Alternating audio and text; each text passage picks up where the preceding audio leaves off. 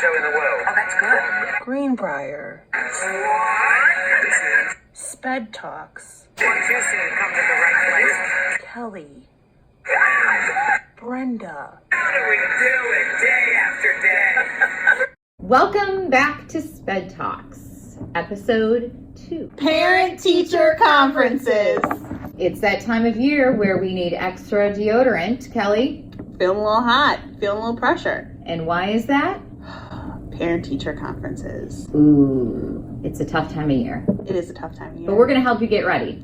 I don't think we can do it alone, though. Ooh, let's phone a friend. How about if we phone Greta Montagano? Woo! Whoop, whoop! Hi, guys. Hi, Greta. Welcome. Thanks for having me. Thanks for joining us. Shall we get started? This slide will explain things that we definitely want you to incorporate or think about when having your parent-teacher conference. First and foremost, please start with strengths. It's always great to start off a conference on a positive note with the parent.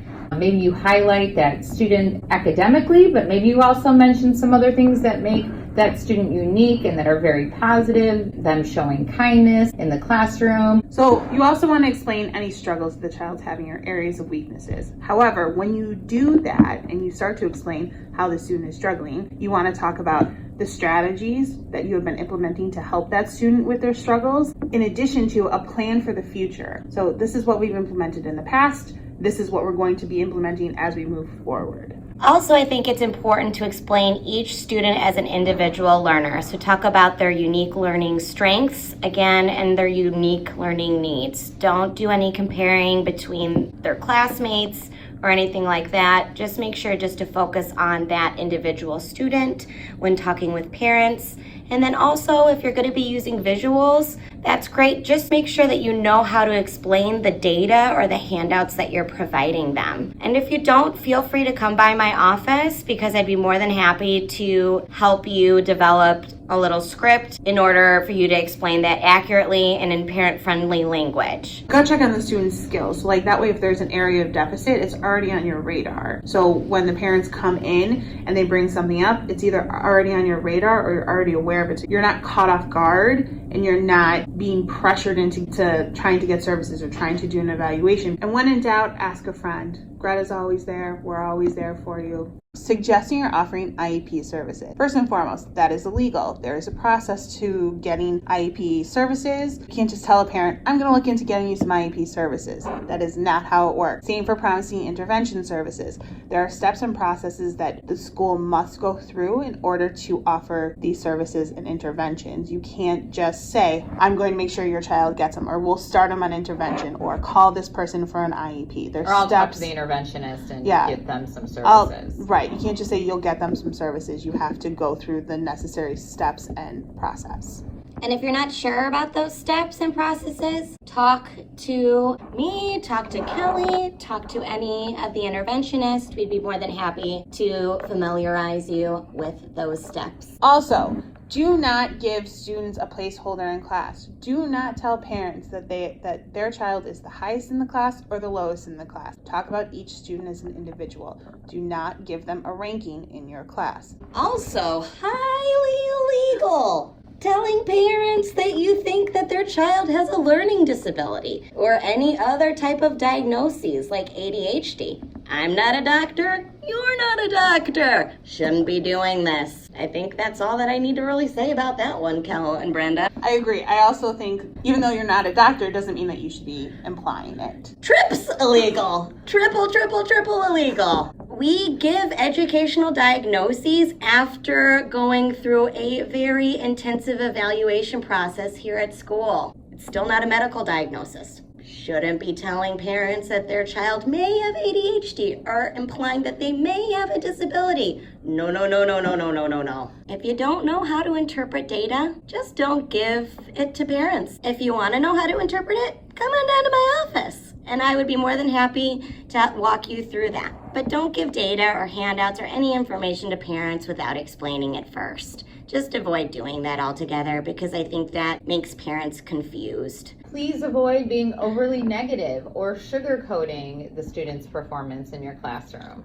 Avoid any extremes. You want to state the facts, you want to have evidence to back it up, and you do want to be positive with the parents, but also highlighting the student's needs in a professional, appropriate way. Please refer back in episode 1 to the no word and words that will include your emotions and feelings. We want to avoid all of that. Just stick with the fact, have evidence to back it up, throw in some strengths that they have, and a plan to move on. Don't talk about other students or other students' needs. Plain and simple. Enough said. Very illegal. No one puts baby in the corner. Don't let parents pressure you into giving information that's not needed, services, or details. So I think this slide is really important because sometimes we get into those situations where we're not exactly sure what to say in response to a parent's request or a parent statement. So I think it's important for you to have like a phrase on the back burner that you can rely on when you get put into those situations. So here's a couple of our favorite. My personal favorite is, let me get some more information for you, such as you'll get back to them at a later date, particularly when you're not exactly sure the information that they're asking about or you're needing to gather more data to provide the parent with an answer. I think my favorite is the reaching out to the problem-solving team for some additional information and or suggestions. Ooh, I like Utilizing resources. I love all of them. I think a lot of times when you're in a parent-teacher conference, parents get confused by some of the statements you make. Even though your statements are not intentionally meant to cause concern or to alert parents, just to inform them, sometimes some of the things that can be said, like your child is below grade level, or your child takes a lot of my attention, or the student is very needy. It's nice to be mindful of not only what you're saying, but how you're saying it, because after parent-teacher conferences, there's a very disproportionate increase in the number of formal requests for testing and evaluation. And doing that gut check, as we mentioned earlier, before conferences and feeling confident about what you know about the student, what their needs are, what their strengths are, will help with this also, because then you might not feel so swayed or pressured by a parent after having the conference with them and before you reach out to us. So as you guys know, there is a continuum of services that we provide here at Greenbrier, and we're so fortunate to have so many people inside and outside the classroom that can help support a student's learning needs. And so I think it's important to know that we don't always have to jump over some of those steps when a concern arises or when a parent begins to get nervous. We really do like to exhaust that continuum of making sure that a solid tier 1 interventions have been put in place. We've touched in with the problem solving team before jumping from nothing to an evaluation. As you guys are probably aware, there's many steps to the special education process, and some of that really does look back on, did the student receive solid interventions prior to coming to the evaluation? And I think too, we want to touch base on parent requests. Like, what does that look like? Absolutely. Now, that's the tricky thing. I think sometimes parents don't even know that what they're asking for. So a parent request could be something like when you're talking in the middle of your parent-teacher conference, and the parent could say, do you think my child needs to be evaluated? Do you think I need to take them outside to the doctor? It could be in the form of an email, such as, I want more support for my child. It could even be like on the fly out the car window door as they're driving away.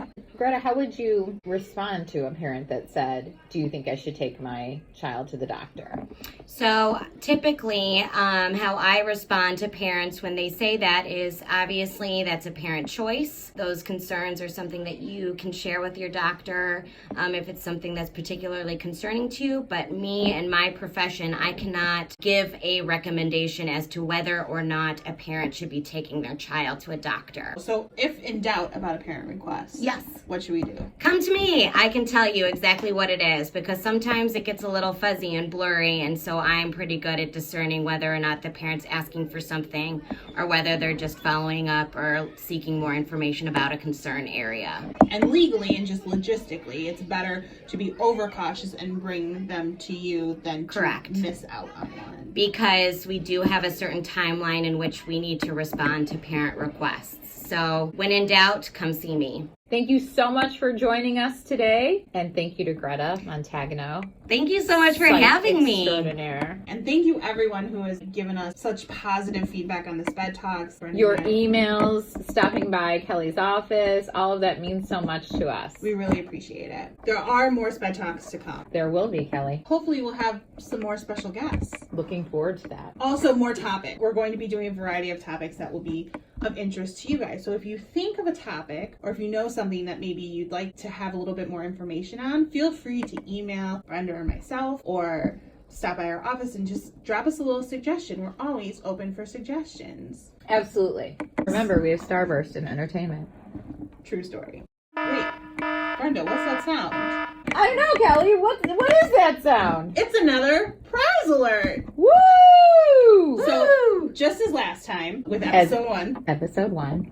For We all will- of you who watched it in its entirety. And stop by my office. Again, greatly appreciated. You know, Brenda and I, like Oprah, have a list of favorite things. So, whoever's viewer number... Greta, pick a number. 7. Viewer number 7 comes down to my office.